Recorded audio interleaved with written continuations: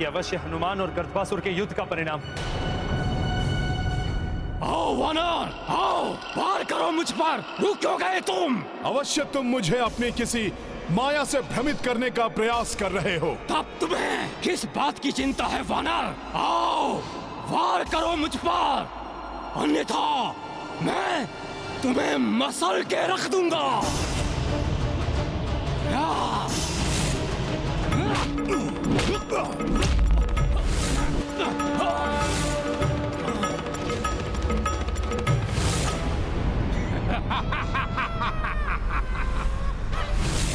अब हो गया विश्वास वानर कि मैं सत्य कह रहा था।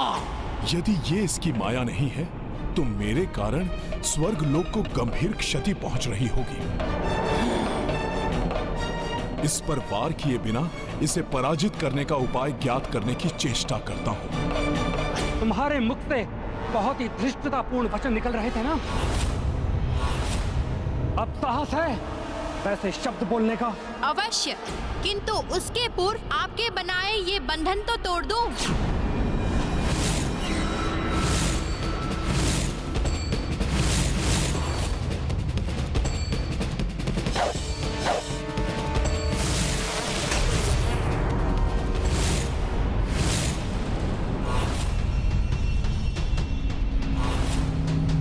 अस्त्र छोड़ दो और अपनी पराजय स्वीकार कर लो। इस बंधन से तुम मुक्त नहीं हो सकते। इतनी शीघ्र पराजय स्वीकार करने वालों में से नहीं है हम। कुश, यदि हम इस पिंजरे को तोड़ नहीं सकते तो इसे दूसरे स्थान पर तो लेके जा सकते हैं।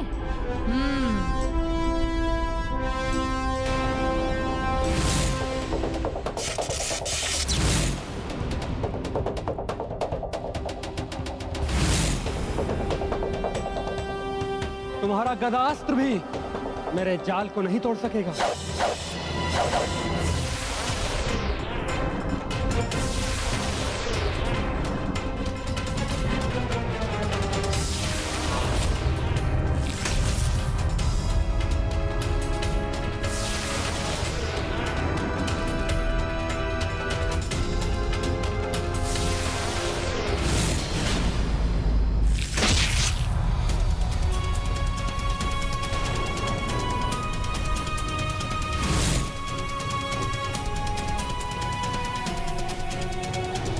रुक क्यों गए वानर? वार करो मुझ पर, वार! प्रभु की कृपा से जैसे ही मुझे तुम्हारे वध का उपाय ज्ञात होगा उसी क्षण बिना रुके तुम्हारा वध करूंगा मैं। तब तक तुम मेरे द्वारा संहार करने से नहीं बचोगे।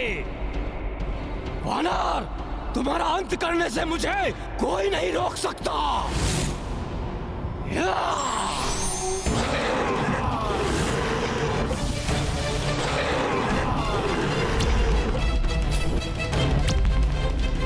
हनुमान स्वर्गलोक की रक्षा के लिए इस पर वार नहीं कर रहे। हमें शीघ्र ही कुछ करना होगा, अन्यथा हनुमान उस दुष्ट राक्षस के साथ युद्ध करने में ही उलझ जाएंगे और लव कुश कोई और अनर्थ कर बैठेंगे।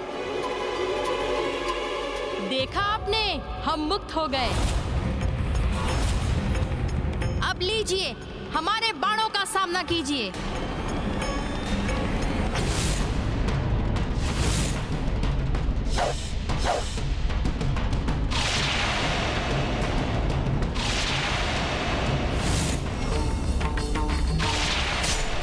बालक बिना किसी लक्ष्य के बाण क्यों चला रहे हैं?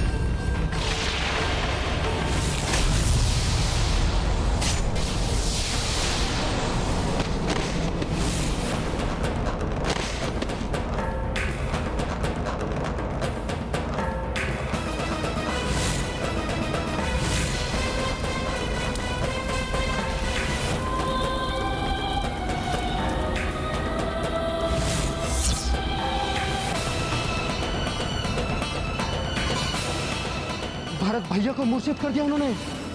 इन दोनों को मैं नहीं छोड़ूंगा।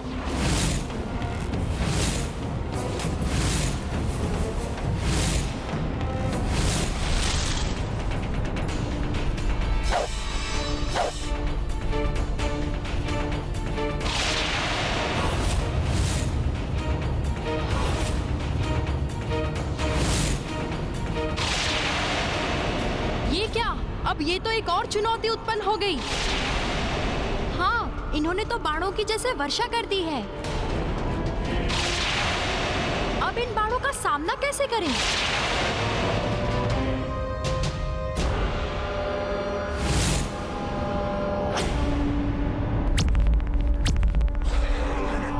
स्वर्ग लोक को हानि पहुंचाए बिना इस राक्षस पर वार कैसे करूं?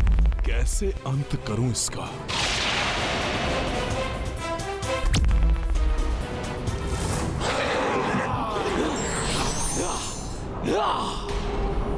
बड़े अचरज की बात है, मेरे इतने प्रहारों के बाद भी इस वानर को कुछ नहीं हुआ। कहीं मेरे समान इसे भी तो कोई वरदान प्राप्त नहीं। प्रणाम प्रभु। प्रभु, आपके वरदान के कारण हनुमान उस दुष्ट गर्दभासुर को परास्त नहीं कर पा रहे। वो उसके सारे वार अपने ऊपर ले रहे हैं। उनकी सहायता कीजिए प्रभु।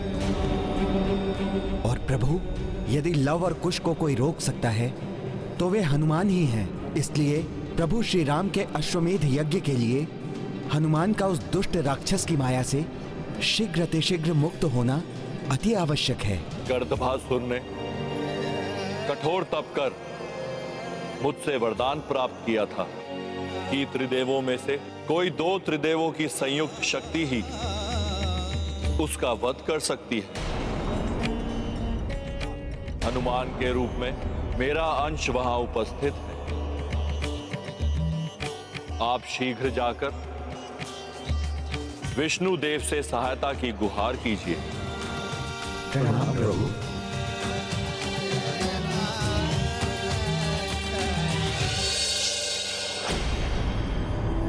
मेरे प्रहार सहते सहते कहीं क्लांत तो नहीं हो गए वानर? राम कार्य और धर्म कार्य में हनुमान कभी क्लांत नहीं होता राक्षस। किंतु प्रभु कृपा से शीघ्र ही तुम्हारी श्वास अवश्य क्लांत होगी। तुम्हारा हृदय धड़कना भूल जाएगा, क्योंकि मुझे आभास हो गया है तुम्हारा अंत अब समीप है। नहीं वानर, नहीं, मेरा नहीं, तुम्हारा अंत समीप है।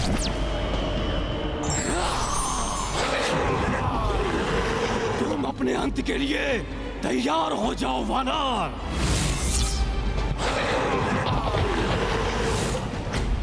जो धर्म को हानि पहुंचाने का प्रयास करेगा उसका अंत तो अवश्य होगा। मैं उस राक्षस गर्दभासुर का अंत करने के लिए रुद्रांश हनुमान का साथ दूंगा।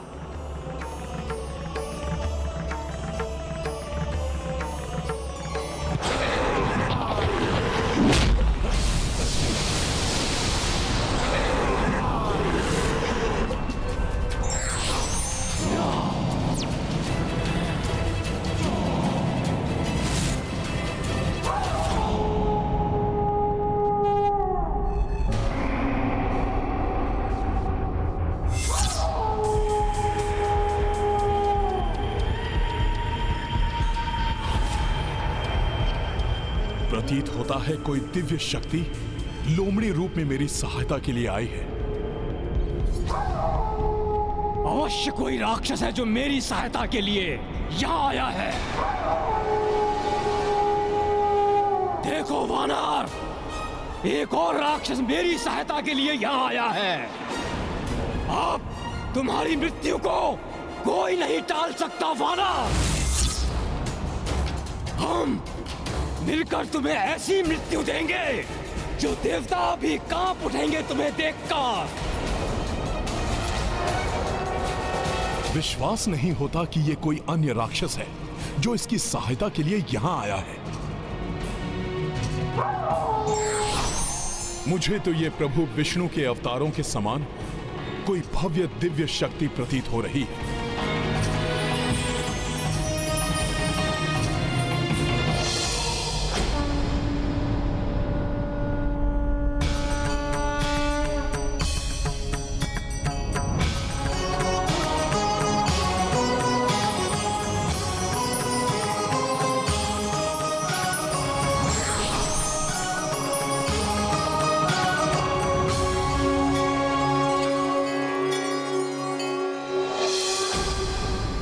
देख क्या रहे हो लोमड़ी रूपी राक्षस? इस वानर का अंत कर दो। इस पर आक्रमण कर इसका अंत करो। फिर हम उन सभी का अंत करेंगे जिनकी धर्म के प्रति अंधश्रद्धा है।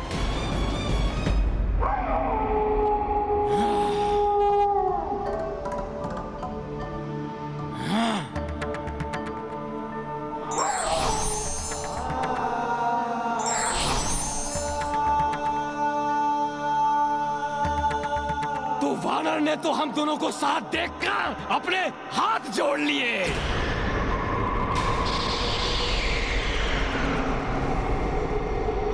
लोमड़ी राक्षस, कदाचित ये इसका मिथ्या प्रपंच है।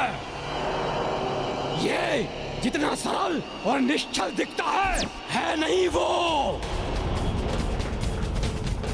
और वैसे भी हम राक्षसों को तो निश्चल और निरीह प्राणियों का संहार करने में बड़ा आनंद आता है। तो आओ दोनों मिलकर इस पर आक्रमण करते हैं। आओ।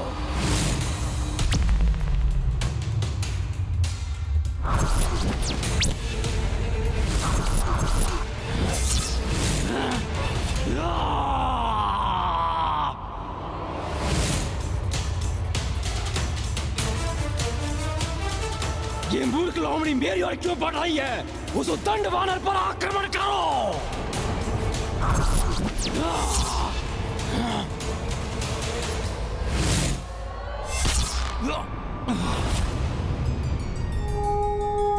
अर्थात मुझे उचित आभास हुआ था। ये दिव्य लोमड़ी का आगमन मेरी सहायता के लिए ही हुआ था।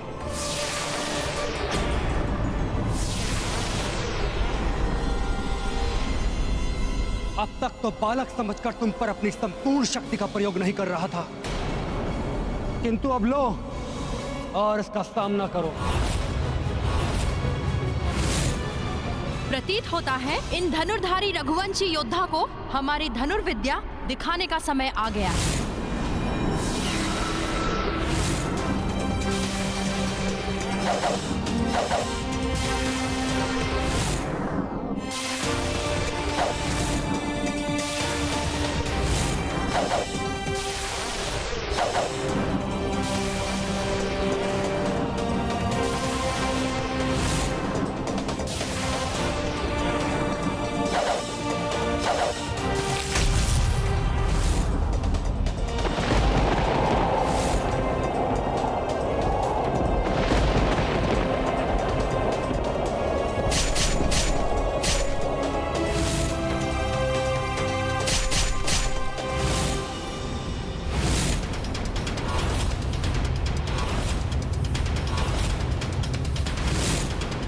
अभी भी समय है, अयोध्या लौट जाइए, अन्यथा आपके साथ भी वही होगा जो अन्य रघुवंशी के साथ हुआ।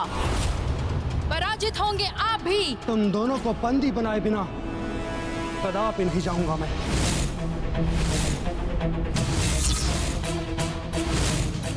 दिव्य पास प्रकट हो।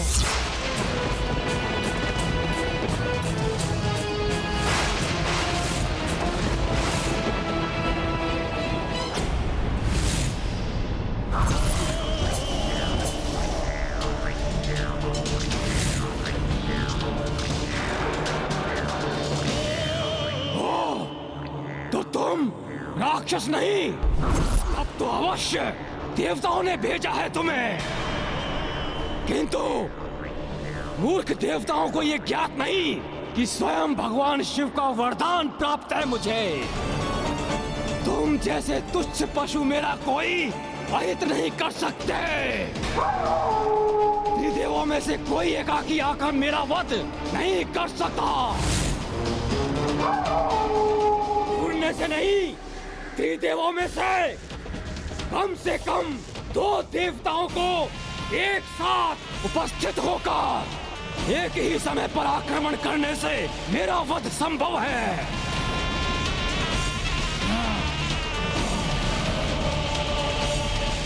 ये तो विष्णुदेव हैं। प्रभु, अब इस राक्षस के अंत का समय आ गया है।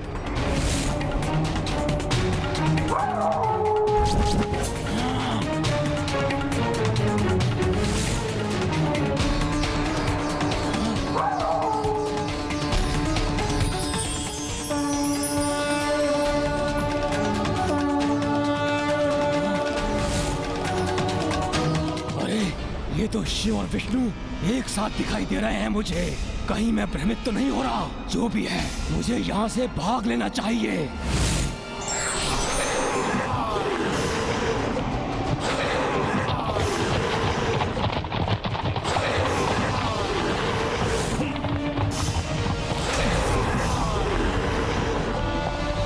कहाँ जा रहे हो राक्षस? अब मेरा वार सहने के लिए नहीं रुकोगे? सखा,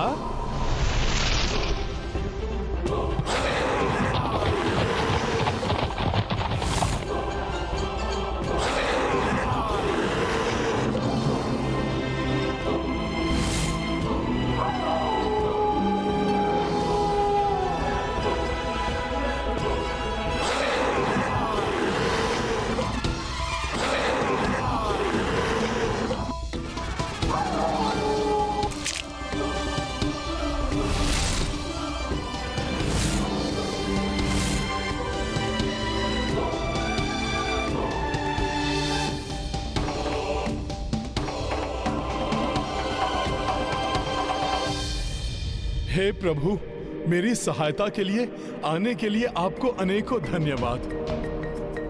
मैं समझ गया हूं प्रभु, आप स्वयं विष्णु देव की ही शक्ति का स्वरूप हैं। इसलिए प्रभु, मुझे मेरे इष्ट, मेरे प्रभु श्री राम के रूप में ही दर्शन देने की कृपा करें। गाथा महाबली हनुमत की, रुचिकर लीला राम भगत की। जय जय जय रघुनंदन राम, जय जय जय महाबली हनुमान। विनती विष्णु सुख पिराई, राम रूप महदर्शन पाई। बंधक अश्व सुधी तब आए, चले कपीश रण भूमि सहाय। ये गाथा महाबली हनुमत की, रुचिकर लीला राम भगत की। जय जय जय रघुनंदन राम, जय जय जय महाबली हनुमान।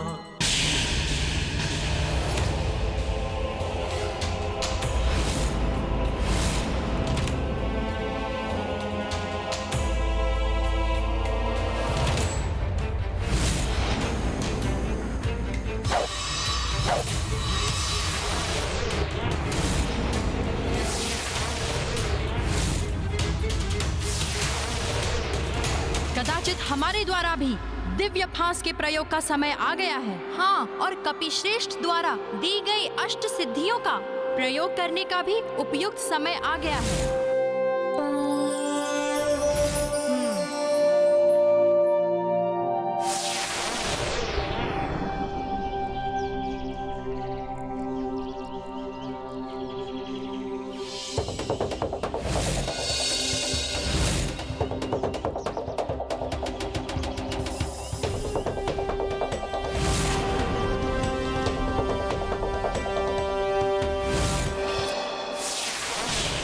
मुझे तो शीघ्र ही अश्व की रक्षा के लिए जाना है और यह भी ज्ञात करने जाना है कि लवकुश ने अष्ट सिद्धि की शक्तियों का आवाहन क्यों किया।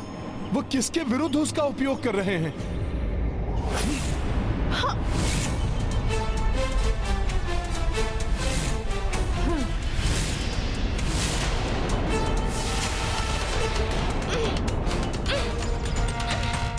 तो अब तुम मेरे दिव्य फांस में बंध ही गए बालक।